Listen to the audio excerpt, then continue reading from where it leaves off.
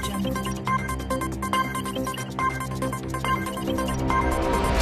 President, you were in attendance at a historic moment in the world of sports with the Olympic Village or Olympic House being opened.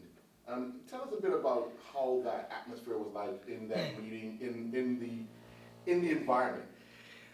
Well, I wasn't sure what to expect, Earl, to be extremely honest. I knew it was about the opening of the Olympic House, but I didn't understand or appreciate the magnitude of what I was involved in.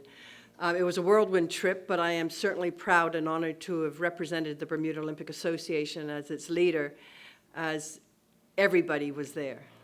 And when I say everybody, every NOC had a representative there. All the international federations were there. All the commissions were there that work under the IOC. And then you had past and present Olympians there. It was just, I was euphoric. And you had a Bermuda summer's day. So what had actually happened just prior to the event for us was they actually did an official ribbon cutting of for the Olympic House. But our ceremony consisted, because as you know, that Sunday was Olympic Day. And so it was the 125th anniversary to the date of Olympism. So you had the handing over of the key. And what I found totally interesting is they had children involved. And the children were involved primarily in this event as part of a backup choir. And it was really exciting. And we did, in a snapshot of 30, 60 seconds, photographs from the beginning of time and to the present of all Olympians who have won medals or participated. And I had the good fortune of mingling with my peers and getting some insight as to how the Olympic House is going to work. And it's from my understanding that they're bringing everybody under one roof to have the entire family together. And I think that's kind of exciting, so that there will always be a cross of interchange of ideas from department to department.